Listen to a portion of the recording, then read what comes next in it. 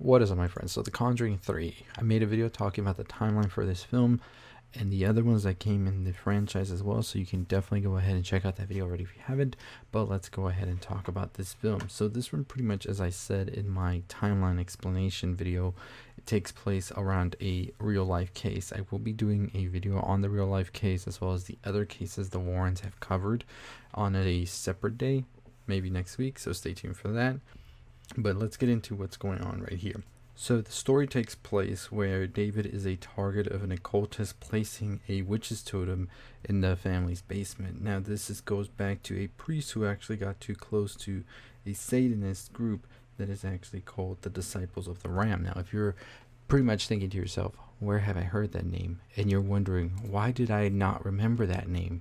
That's probably because you blacked out Annabelle, the first film, because we all know how that one turned out.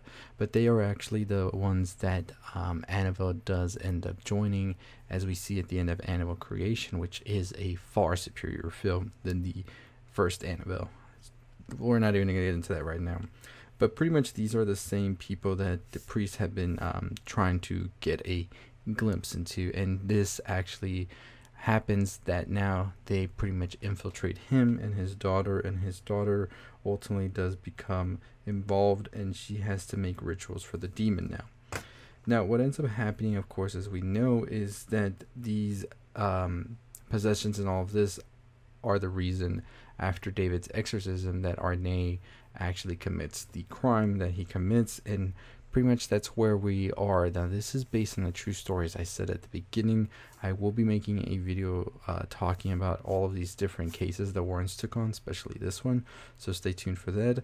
But what ends up happening as the Warrens begin their investigation, there is a thing that they find out is there is actually a podium where all of these things are taking place, and that's because they are trying to sort of make like soul offerings for this demon, and the Warrens, well, Lorraine figures out that she has to destroy the podium in an effort to bring down this curse. Now the occultist, of course, she sees this and she's like, this ain't gonna happen, so she places a totem in their home as well.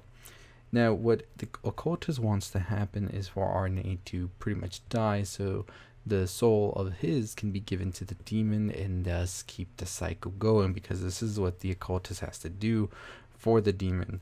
A priest is watching over him, but then we ultimately see that the occultist possesses Ed as Lorraine is about to pretty much discover the podium and everything, and now has Ed chasing her with an axe all over the place. But this is ultimately broken, as love and memories are pretty much more powerful than a satanic occult, and thus they are able to destroy the podium, ending the curse. The demon ends up taking the occult's soul because it still needed a soul, and so it took that soul. Then we see Ed take the cup from the altar and put it in the room of the occult, and thus is the end of the film. Now there was supposed to be an after credit scene according to the director, I believe, but ultimately that was scratched off. So this is what he had to say. We actually had a post-credit scene. I'll keep it a mystery as to what it was, because it may kind of be coming back in another form. We were really proud with the ending, and it felt like a real kind of finite, close to the story. Not to say that there isn't a door open for many more Warren cases and Warren adventures, but there was something about this that just felt like an ending of a trilogy.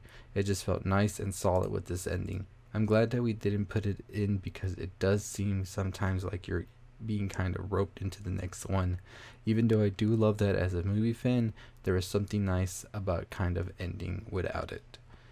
Pretty much that's saying that we don't want to feel like we're milking this, so we're about to step away from all of this right now. So pretty much that's the end of the Conjuring universe right there.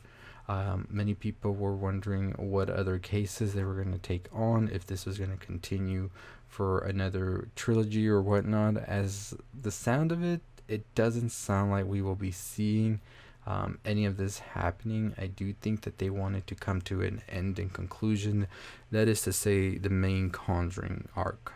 I don't know about the spin-offs. As I said in my timeline, explain all of that. There is still the rumor of the Crooked Man. There is still a supposed Nun and Annabelle sequels on the works. So I could see that definitely panning out. I don't know if Warner Brothers still has the juice for The Conjuring. We will definitely find out depending on how this film does at the box office, if they do want to continue. It's been about 10 years now, so it's had a pretty good run, I think, for a horror franchise. You usually don't see that as much nowadays. I know Saw's still going, so I'm pretty sure later down the road we might just get another Conjuring film as well. But as of now, I do think that it was a solid ending, good way to close this chapter and maybe lead us into whatever is to come next. I definitely do know that the Warrens had other cases. I know that there was a rumor about one case that was supposed to be the third film, and it was supposed to be the one with the werewolves and all of that. So, they could come back maybe in like 5 years and bring out something like that. But I think right now, if we get anything in this Conjuring universe, it's just gonna be spin-offs without the Warrens. I'm not sure if we will get another Conjuring with the Warrens. Maybe they'll make cameos, all of that.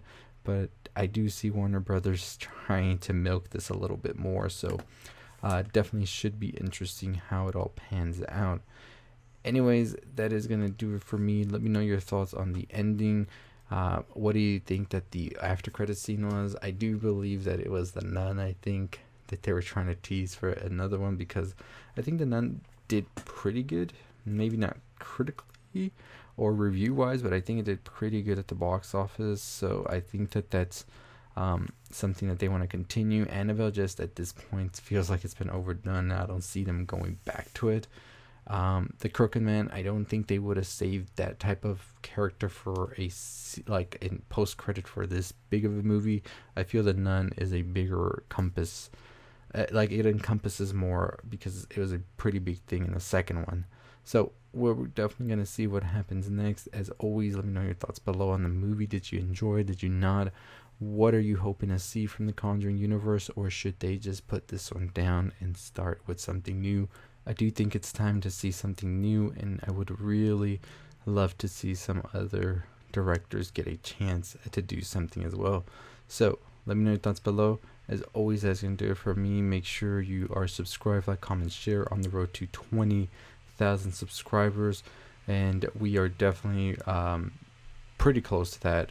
Closer than I thought we were going to be.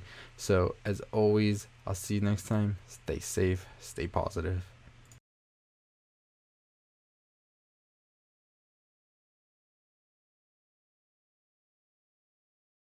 But hey, if you're still listening, go ahead and check out the video on the left. Make sure you subscribe, like, comment, share, all that good stuff.